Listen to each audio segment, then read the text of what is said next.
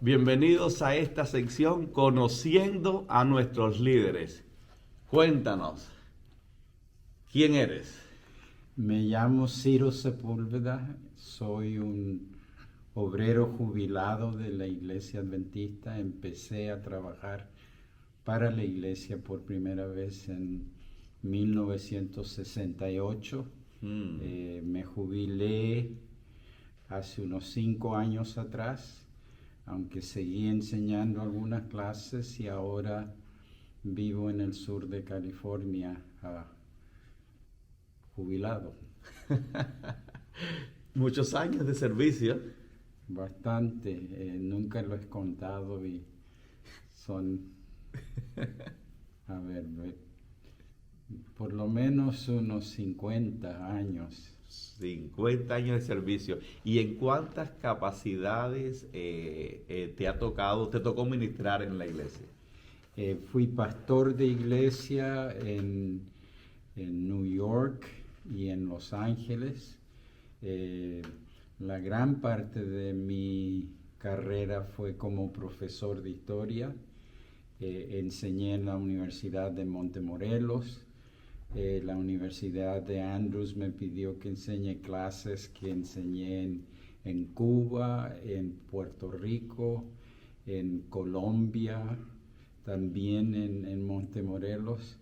Y los últimos 20 años de mi carrera la hice en la Universidad de Oakwood, donde me jubilé. Y donde te conocí y donde tuve el privilegio de tenerte como profesor. Así es. Sí. Mencionaste pastor, mencionaste profesor, pero eres escritor también, ¿no?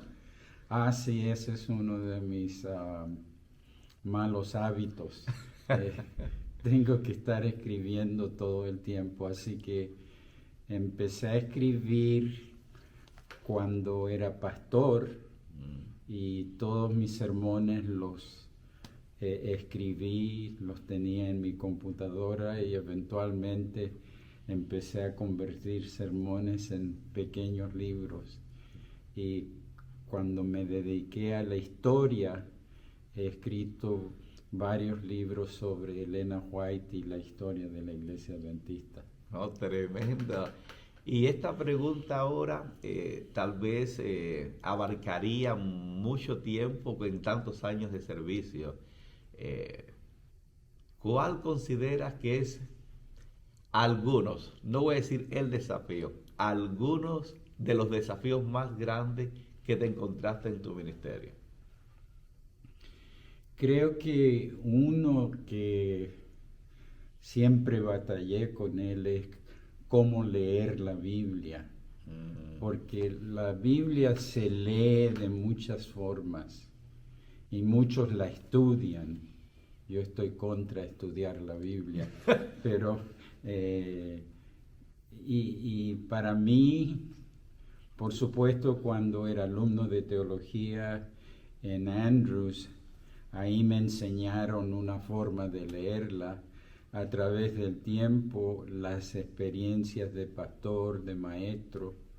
Y creo que la experiencia más potente es que después de jubilarme empecé a criar ovejas. Y entonces creo que las ovejas me ayudaron a entender la Biblia mejor, ya que la Biblia tiene pastores desde el primer libro hasta el último libro, pastores y ovejas.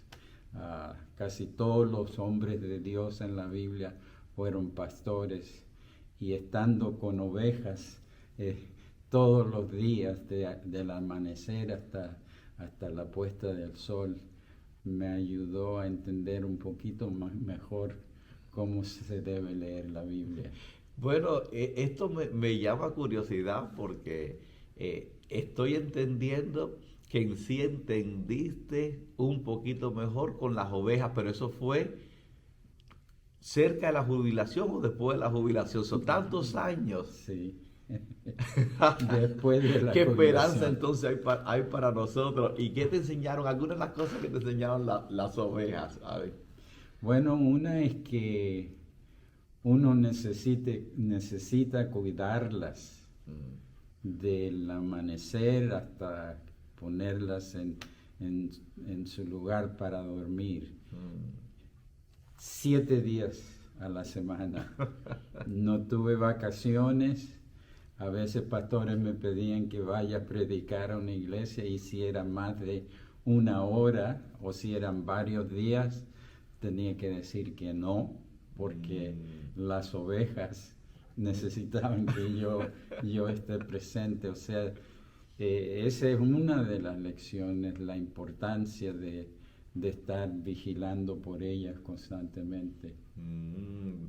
Voy a aprovechar la confianza y la historia, ¿verdad?, que usted conoce en la iglesia adventista. Ya. ¿Y cómo podrías decir que eso encaja en lo que es la estructura de la iglesia adventista? Porque en sí lo que acabaste de describir, que entendí que ser un buen pastor, y estoy de acuerdo, creo que la estructura que tenemos pues no nos ayuda porque tenemos como pastores, nos mandan a reuniones de obreros, nos mandan a citas, tanto en la conferencia, uniones, divisiones. Ahora mismo nos encontramos en peor y los pastores que se encuentran aquí, ¿quién está atendiendo las ovejas en este momento?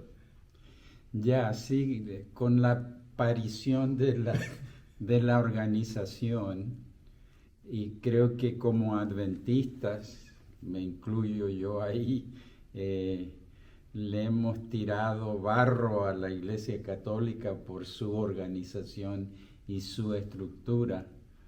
Y realmente nosotros estamos muy cerca A los católicos. a los católicos en términos de esa estructura que muchas veces se mete en el camino y estorba la vida cristiana.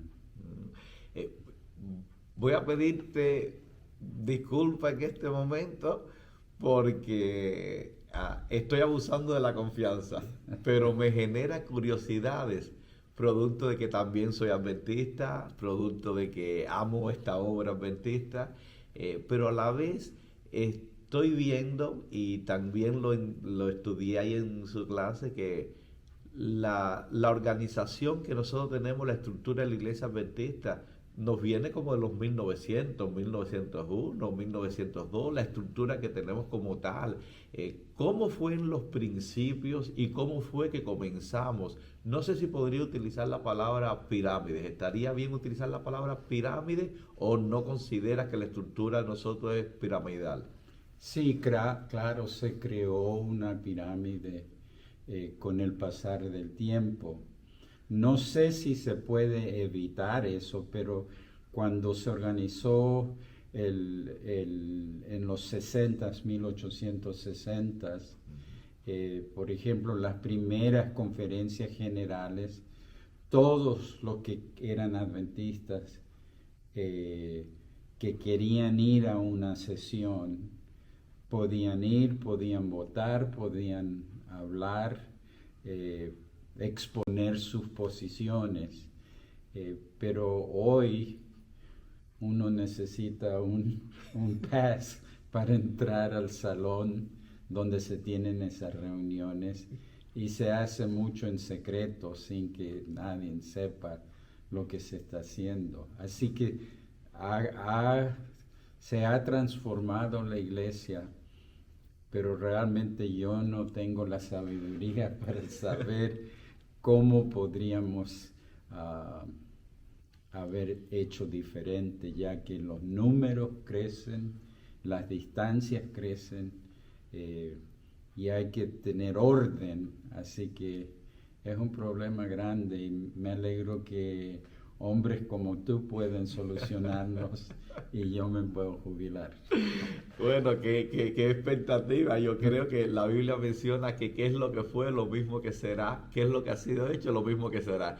Y creo que en la poca experiencia que he tenido en este ministerio, la mía ha sido exactamente la de usted. No tengo respuesta. De hecho, cuando comparo los modelos, sabemos lo que tenemos aquí en el contexto de los Estados Unidos.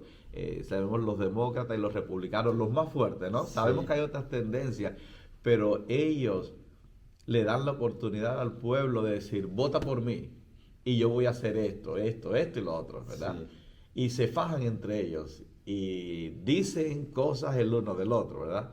Pero eso nosotros no lo vemos en la iglesia adventista. El que diga eso queda enterrado en la iglesia adventista. Pues entonces tenemos un sistema que tiene que tener un pase que supuestamente es representativo y muchos de los miembros pues llegan ahí con ese pase sin realmente saber lo que está pasando, ¿no?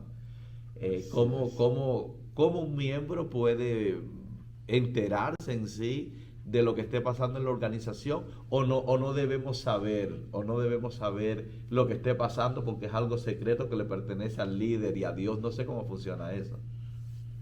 Bueno, creo que debemos mantenernos informados. Creo que una de las cosas que Elena White repitió muchas veces es que cada persona debe pensar por sí mismo.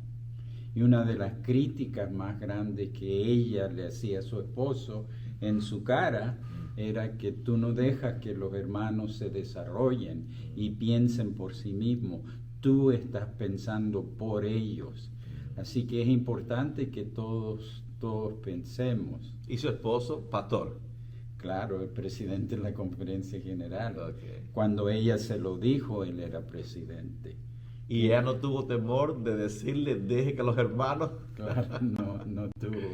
Y por eso se separaron por varios meses, porque él no le gustaba lo que ella decía y a ella no le gustaba lo que él decía. Pero creo que el principio es que debemos siempre pensar. Ahora, ¿cuál era la otra parte de la pregunta? La otra parte de la pregunta, bueno, nos quedamos en los desafíos y nos movimos un poquito, ¿no? En estos detalles. Y esta última parte de la sección, me gustaría hablar un poquito de que si tuvieses la oportunidad, ¿verdad? Como profesor, ¿verdad? De soñar con nuestra iglesia, a la cual hemos servido por tantos años, o a los líderes que están en formación aquí, como en la Universidad de Oxford, ¿qué consejos podrías darle? Para mí el consejo más importante es que no olvidemos qué es lo que como miembros de iglesia Dios nos pide que hagamos. Okay. No nos pide que reformemos la estructura. Okay. No nos pide que hagamos más estructuras, nos pide que vivamos vidas que dan o brillan como ejemplo para la gente que nos rodea. O sea, debemos vivir una vida que es la verdad, que es el Evangelio. Y eso es lo que los miembros y todos nosotros debemos hacer y no darle tanta importancia a cosas que parecen importantes, pero en realidad no son importantes. No lo son. Sí. Muchas gracias, doctor Sepúlveda, por este tiempo y espero que haya sido bendecido. Yo salí bendecido siempre que tengo interacción con el doctor Sepúlveda, aprendo. Y sí voy a tomar ese consejo en práctica porque soy uno de los que me apasiono por cosas que no son importantes y a veces me entro en peleas y quiero llegar y arreglar lo que realmente le pertenece a Dios. El consejo lo recibo hoy de concentrarme en las cosas importantes y que nuestras vidas puedan reflejar en sí la luz y que podamos estar convencidos que fuimos llamados para ser sal de la tierra y para luz del mundo. Amén. Y luz del mundo. Amén. Que Dios te bendiga, que Dios te guarde. Muchas y gracias. Doctor Sepúlveda, que Dios continúe bendiciendo tu ministerio, tu familia, y gracias por todos estos años de servicio que aún lo sigues haciendo en la actualidad. Gracias.